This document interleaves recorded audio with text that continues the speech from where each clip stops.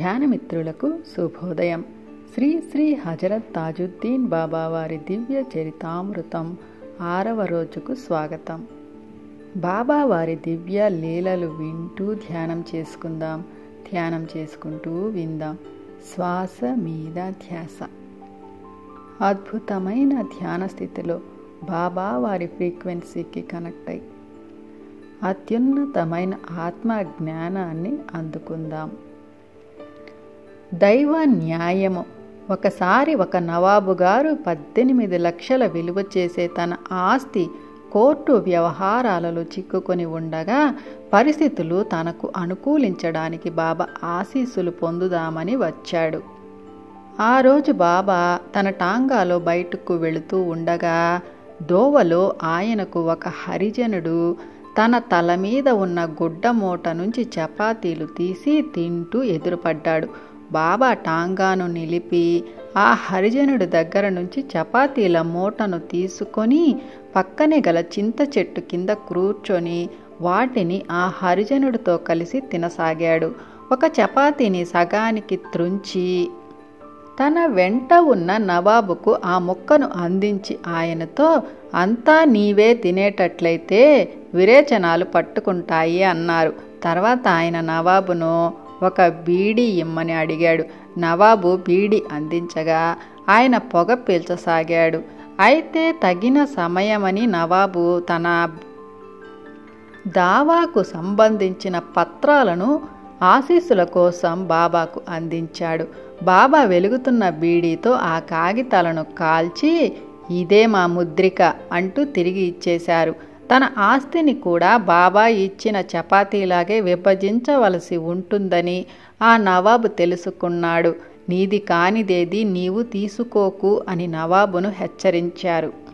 పాపిష్టి సొమ్ముకు తిరస్కారం. నాగపూర్ కొత్వాలుగా అబ్దుల్ రెహమాన్ అనే ఆయన ఉండేవాడు. ఒకసారి ఆయన తాజుద్దీన్ బాబాకు ఇద్దామని కొన్ని పప్పులు తీసుకొని సకర్దరా వచ్చాడు. అయితే బాబా వాటిని ముట్టుకోనైనా లేదు. అదే సమయంలో ఒక పేదవాడు వచ్చి బాబా కోసం తాను తెచ్చిన రొట్టెలను ఆయనకిచ్చాడు. అప్పుడు బాబా, మనం వీటిని తిందాం అంటూ హృదయపూర్వకంగా వాటిని స్వీకరించారు. ఆ కొత్వాలు కూడా తాను తెచ్చిన పప్పులను కూడా స్వీకరిస్తానని తలచాడు. కానీ బాబా వాటిని స్వీకరించక ఆ కొత్వాలుతో, వీటిని అరిగించుకోవడం నా వల్ల కాదు అన్నారు. తర్వాత కొత్వాలు తాను కష్టపడి ఆర్జించిన ధనంతో కాక అక్రమ ఆర్జన ద్వారా గడించిన డబ్బుతో ఆ పప్పులను కొని తెచ్చినందున బాబా వాటిని స్వీకరించలేదని గుర్తించాడు.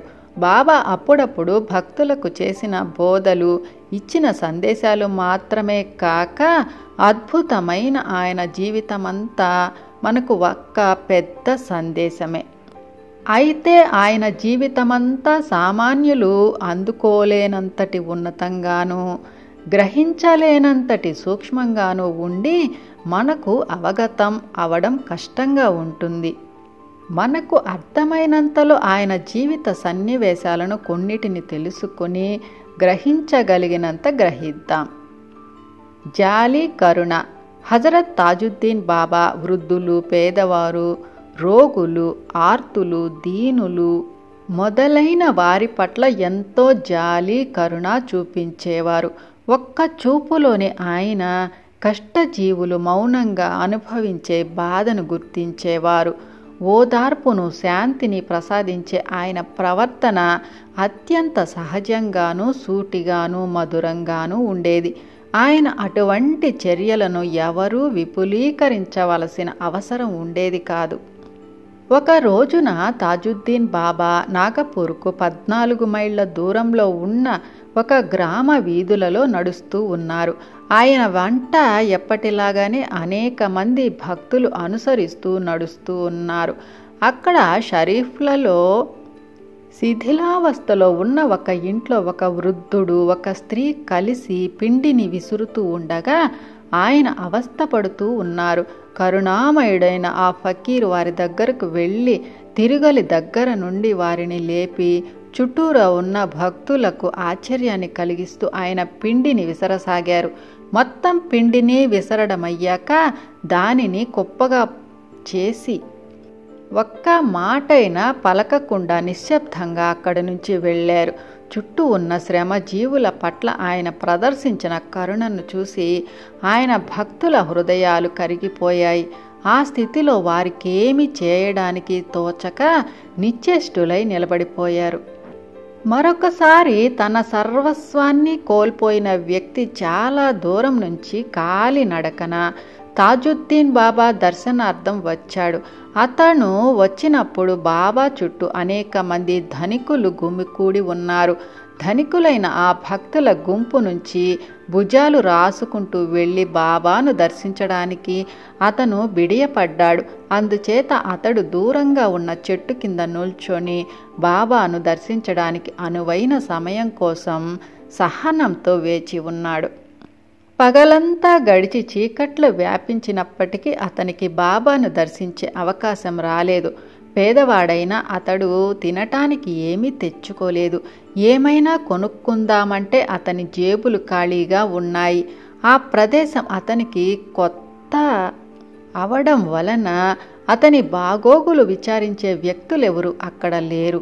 ఇంతలో బాబా భోజనం చేసే సమయమైంది. చుట్టూ ఉన్న భక్తులు రకరకాల పదార్థాలను తీసుకువచ్చి బాబా ముందుంచారు. అయితే బాబా వారు తెచ్చిన పదార్థాలను వేటిని ముట్టక అక్కడ ఉన్న వారిని ఉద్దేశిస్తూ ఇలా అన్నారు: ముందు మన అతిథిని తృప్తిపరిచి తర్వాత మనము భోజనం చేద్దాము. భక్తులంతా ఆయన ఎవరిని ఉద్దేశించి అతిథి అన్నారో అర్థం కాక బాబాకు అతిథి అయిన గొప్ప వ్యక్తి కోసం ఆ ప్రాంతమంతా వెతికారు. బాబాకు అతిథిగా ఉండదగిన లక్షణాలు గల మహానుభావులు ఎవరూ వారి కంట పడకపోయేసరికి వారంతా తిరిగి బాబా దగ్గరకు వచ్చి మళ్ళీ మళ్ళీ ఆయనకు నైవేద్యాలు వడ్డించడం ప్రారంభించారు. ఈసారైనా బాబా భోజనం చేస్తారేమో అని వారి ఆశ. కానీ తాజుద్దీన్ బాబా మళ్ళీ అదే వాక్యాన్ని నిశ్చయంగా చెప్పి బయట ఉన్న చెట్టు కింద ఆకలితో నిల్చొని ఉన్న పేద వ్యక్తి తన అతిథి అని భక్తులకు తెలియజేశారు. వారంతా ఆ వ్యక్తి దగ్గరకు వెళ్ళి బాబా ఆజ్ఞను అతనికి తెలియజేసి అతనికి షడ్రసోపేత భోజనాన్ని వడ్డించారు. అప్పుడు కృతజ్ఞతలతో నిండిన అతను కళ్ళు ఆనందంతో వర్షిస్తుండగా వారితో ఇతడు దర్శనార్థం ఎంతో దూరం నుంచి కాలినడకన ఇక్కడికి వచ్చాను. గడిచిన 2 రోజుల బట్టి నేను ఏమీ తినలేదు. ఇప్పుడు అంత దూరం నుంచి శ్రమపడి వచ్చినందుకు తగిన ఫలితం లభించింది. గొప్ప మహాత్ములకుండే కరుణపూరితమైన ఆదరణ నాకు బాబా నుండి లభించింది. కృతజ్ఞుడను అన్నారు. భక్త కబీరు ఇలా చెప్పారు: నీదు పాద సేవ చేయ శక్తి నాకు కల్గనంత, నా ఇంటికి వచ్చిపోవు సాధువులకు చాలినంత, భిక్షాన్నం సమకూర్చిన అదే చాలు నాకు దేవా. అత్యంత హీనస్థితిలో ఉన్న ఒక బాలుని పట్ల బాబా ప్రదర్శించిన కరుణ ఇంకా అద్భుతమైనది. తాజుద్దీన్ బాబా సకర్దరాలో ఉండగా కాళ్ళు చేతులు చచ్చుబడిపోయిన ఒక బాలుని అతని తల్లిదండ్రులు బాబా వద్దకు తీసుకువచ్చారు. వారికి తెలిసిన వైద్యాలన్నీ చేయించి ఇక పిల్లవానికి నయం కాదనే నిర్ణయానికి వచ్చాక వారు ఆ బాలుని బాబా వద్దకు తెచ్చి సకర్దరాలోనే వదిలేసి వెళ్ళిపోయారు. ప్రతిరోజు తాజుద్దీన్ బాబా దర్శనార్థం వేలకు వేలు భక్తులు వచ్చిపోతున్నా అత్యంత దయనీయ స్థితిలో ఉండి కనీసం మాట్లాడటానికి ఏడవడానికి కూడా శక్తి లేని ఆ బాలుని ఎవరు గుర్తించలేదు. అతడు వారి కంటపడినా వారతనిని లక్ష్య పెట్టలేదు. వారంతా బాబాకు ఆకర్షణ కొలిపే రకరకాల కానుకలను తీసుకువెళుతూ ఉంటే ఆ బాలుడు చూస్తూ ఉండేవాడు. ఒక రోజున తాజుద్దీన్ బాబా సరాసరి ఆ అబ్బాయి దగ్గరకు వెళ్ళి అతని కోసం భోజనం తీసుకురమ్మని ఆజ్ఞాపించారు. కనీసం భోజనం రాగానే ఆయన ఆ బాలుని దగ్గర కూర్చుని నెమ్మదిగా అతని చేత కడుపు నిండా తినిపించారు. తరువాత నెమ్మదిగా అతని చేత నీరు త్రాగించారు. తరువాత తన భక్త బృందంలోని కొందరికి ఆ బాలుని పోషణ భారం అప్పగించారు. వారు కూడా బాబా ఆజ్ఞ పట్ల విధేయులై ఆ బాలుని సంక్షేమం సక్రమంగా జరిగేటట్లు చూశారు. అటువంటి బాబా కరుణ కేవలం మానవాళి కొరకే పరిమితం కాలేదని ఈ క్రింది సంఘటనల వల్ల మనకు తెలుస్తుంది. ఒకసారి తాజుద్దీన్ బాబా నాగపూర్ పట్టణానికి 4 మైళ్ళ దూరంలో ఉన్న డీగోరి అనే గ్రామంలో తిరుగుతూ ఉన్నారు. ఆ రోజులలో నాగపూర్లోనూ పరిసర గ్రామాలలోనూ ఎటు పడితే అటు తిరిగే బాబాను అనుసరించి తిరుగుతున్న భక్తులకు మంచినీరు అందించడం ఆచారంగా ఉండేది. ఆ ప్రకారంగానే ఆ రోజు కూడా డిగోరి గ్రామవాసులు బాబాతో పాటు వచ్చిన భక్తుల కోసం కుండలతో మంచినీరు తీసుకువచ్చారు. ఈసారి బాబా వారితో 100 గజాల దూరంలో నిలబడి ఉన్న ఒక గుర్రాన్ని చూపి దాని దాహం తీర్చమని చెప్పారు.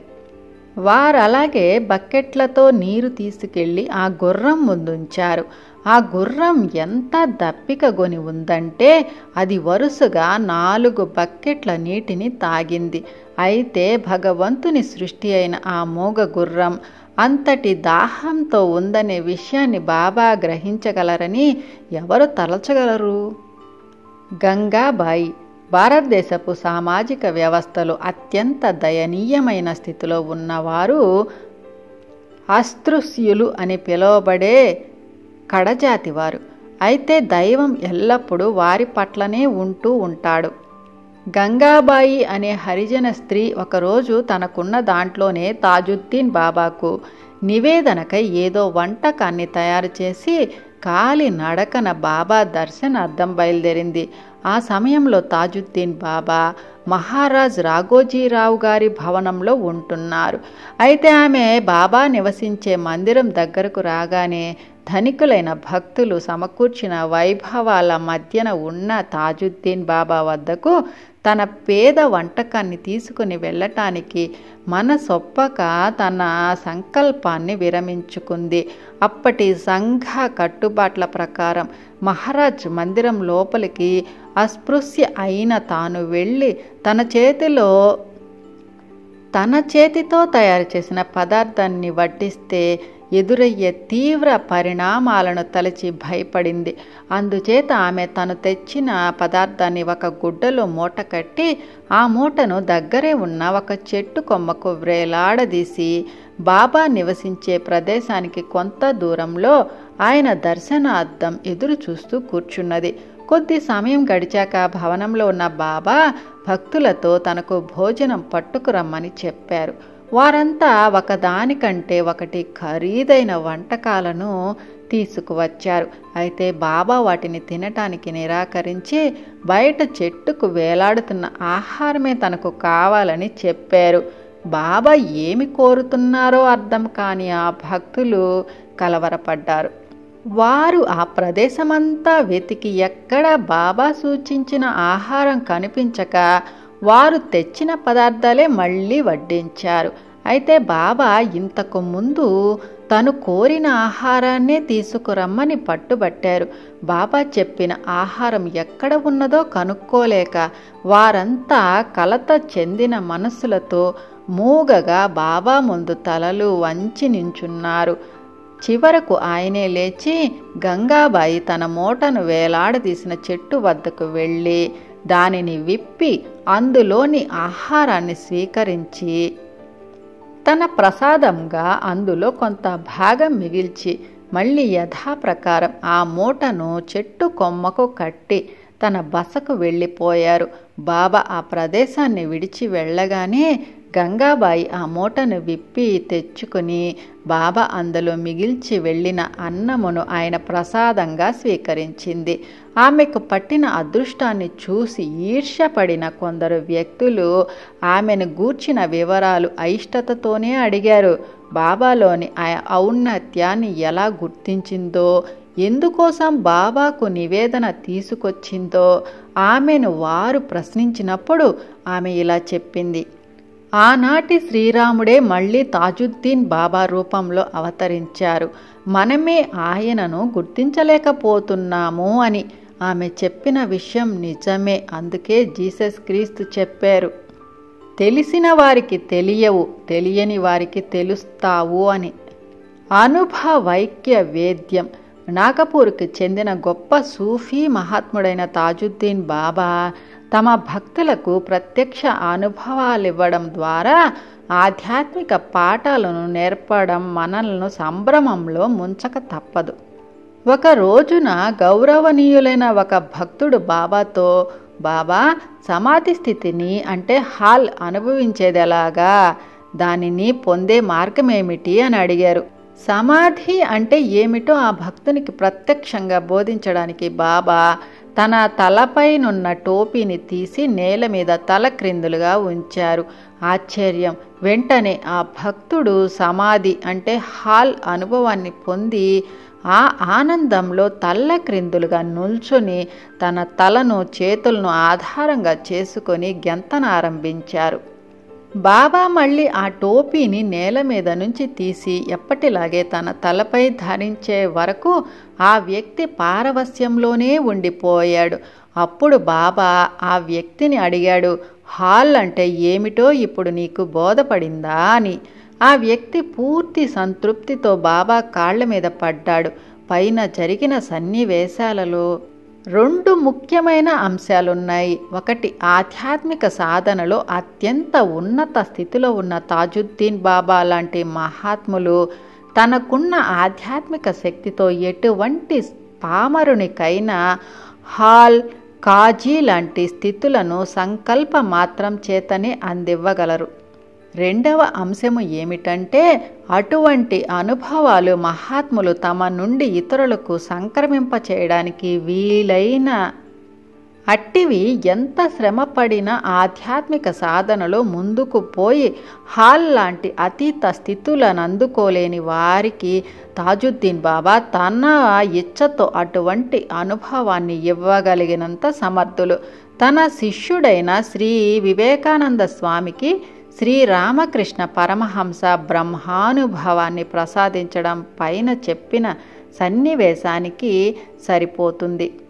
మహాత్ముడైన శ్రీ షిరిడి సాయిబాబా కూడా తన గురువు తనను తలక్రిందులుగా ఒక బావిలో వేలాడదీశారని, అప్పుడు పారవస్యంలో ఒళ్ళు మరిచిపోయానని చెప్పారు. శ్రీ షిరిడి సాయిబాబా కూడా స్వయంగా తానే ఒక బీడీ వర్తకునికి తన చేతి కదలికలతోనే అటువంటి అతీత అనుభవాన్నిచ్చి మళ్ళీ తన చేతి కదలికతోనే దానిని తొలగించారు. మరొక భక్తుడికి కూడా ఆయన అలాగే తాము కప్పుకున్న వస్త్రాన్ని అతని మీద కప్పటం ద్వారా అతనిలోని పాత వ్యక్తిత్వాన్ని తీసి కొత్త వ్యక్తిత్వాన్ని ప్రవేశపెట్టారు. మరొకసారి తాజుద్దీన్ బాబా భక్తులు వెంటరాగా వాకి ప్రాంతంలోని అడవులలో తిరుగుతున్నారు. చాలా దూరం నుంచి వారికి ఒక కవ్వాలి అంటే భక్తి గీతం వినపడింది. అది వింటూనే బాబా, నేను కూడా నన్ను నేను మరిచిపోయిందట్లాగే అన్నారు. ఆ కవ్వాలిలోని భావాన్ని బాబా ఈ విధంగా వివరించారు. సర్వత్రా వ్యాపించిన దైవాన్ని నిరంతరం గుర్తు పెట్టుకోవటం ద్వారా ఎవరైతే తానొక వ్యక్తిని అనే భావాన్ని విడిచిపెట్టలేదో అటువంటి వారు భగవద్ దర్శనం కోసం ఎన్ని ప్రయత్నాలు చేసినా ఫలించవు అని. సహజాతి సహజంగా బాబా ఆత్మానుభవాన్ని పొందిన సంఘటనలు ఎంతో అద్భుతమైనవి. ఒకసారి ఒక గాయక బృందం ఆయన ఎదుట పాడుతూ ఉండగా బాబా హాల్ అనే స్థితిని పొందారు. ఆ స్థితిలో ఆయన వరుసగా 2 రోజులు ఉన్నారు. ప్రతి మతంలోనూ గల సంప్రదాయ దృక్పథం తాజుద్దీన్ బాబా, సాయిబాబా, జీసస్ క్రీస్తు మొదలైన సహజ సన్యాసులను ధర్మ బాహ్యులుగా ఎంచుతుంది. కొంచెం ఆలోచించి చూచినట్లయితే ఇటువంటి మహాత్ముల వల్ల మత ధర్మాలు పరిపూర్ణమవుతాయి, కానీ కలుషితం కావు. క్రీస్తు వలనే తాజుద్దీన్ బాబా కూడా శాస్త్ర జ్ఞానం తనకే కలదని గర్వం కల పండితుల జాడ్యాన్ని నయం చేసేవారు. ఒకసారి సకర్దాలో కొందరు పండితులు ఖురాన్లోని కొన్ని వాక్యాల అర్థం గురించి చర్చించుకుంటున్నారు. వారంతా తమంత పండితులు లేరన్న గర్వం గలవారే. అప్పుడు తాజుద్దీన్ బాబా తన మందిరంలో నుంచి బయటకు వచ్చి పవిత్ర గ్రంథమైన ఖురాన్లో నుంచి ఈ వాక్యాలు వినిపించారు. ఇస్లాంకు దగ్గర చేసినందుకు ఎవరైనా నీకు కృతజ్ఞతలు చెప్పినట్లయితే మీ ఇద్దరికి ఇస్లాం యందు నమ్మకం కుదిరించిన భగవంతునికి కృతజ్ఞుడవై ఉండమని చెప్పు. తాజుద్దీన్ బాబాకు ఖురాన్ అంతా ప్రాణవాయువు లాంటిది. అది చదవటంలో బాబా ఉద్దేశము అక్కడ చేరిన పండితులను ఖురాన్లోని అక్షరాలను పట్టుకొని వేలాడకుండా ఖురాన్ హృదయాన్ని అర్థం చేసుకోమని. తాజుద్దీన్ బాబా వంటి మహాత్ముల సూక్తులు దైవం యందు పూర్తి విశ్వాసము గౌరవము కలిగించేవిగా లేవని కొందరు ఛాందసులు తలుస్తారు. అయితే నిజానికి అటువంటి మహాత్ములే భగవంతుని అద్భుత శక్తిని ప్రత్యక్ష సాక్షులు. చలనం లేని నమ్మకంలో నిశ్చింతగా వారి భారమంతా భగవంతునికే వదిలివేసిన వారి జీవితాలే అందుకు నిదర్శనాలు. దైవానికి మానవునికి మధ్యవర్తుల వంటి వారు మహాత్ములు. జీవులకు సరి అయిన తీరానికి చేరటానికి ఉపయోగపడే దీపస్తంభాల వంటివారు. ఈ క్రింది సంఘటన తాజుద్దీన్ బాబా ఔలియో అనే అభిప్రాయాన్ని తెలియపరిచే విధంగా ఉంది. ఒకసారి సాయంకాలం సకర్దరాలో బాబా చెరువు గట్టు మీద కూర్చొని ఉన్నారు. ఆయన చుట్టూ ముస్లింలతో సహా భక్తులంతా కూర్చుని ఉన్నారు. ఆ సమయంలో దగ్గరలో ఉన్న మసీదు నుంచి సాయంత్రపు ప్రార్థన నమాజ్కు వేళ అయినట్లు తెలుపుతూ కేక వినపడింది. అది వింటూనే బాబా, అదుగో పిలుపు విన్నారు కదా, వెళ్ళి భగవంతుని ప్రార్థించి రండి అన్నారు. చాలామంది ముస్లింలు బాబా ఆజ్ఞను శిరసా వహించి నమాజ్కు వెళ్ళారు. అయితే కొంతమంది మాత్రం మాకు భగవంతుడైన తాజుద్దీన్ బాబా మాత్రమే చాలు అని నమాజ్కు వెళ్ళలేదు. బాబా వారితో ఒక రోజున ప్రజలంతా వారి రుజు ప్రవర్తనను అనుసరించి విచారింపబడతారు అంటూ మహాత్ములు ఎంతో శక్తివంతులైనప్పటికీ వారు భగవంతుని సేవకులు మాత్రమే. ఆధ్యాత్మిక సాధనలో తోడ్పడే వారు ఉన్నప్పటికీ అందరూ దైవాన్ని ప్రార్థించి తీరవలసిందే అని చెప్పారు. తాజుద్దీన్ బాబా ఎన్నడూ దైవానికి బదులుగా తనను పూజించమని ఎవ్వరినీ కోరలేదు. అయినప్పటికీ తనను హిందువులు దైవంగా ఆరాధించినప్పుడు తాజుద్దీన్ బాబా సమ్మతించారు.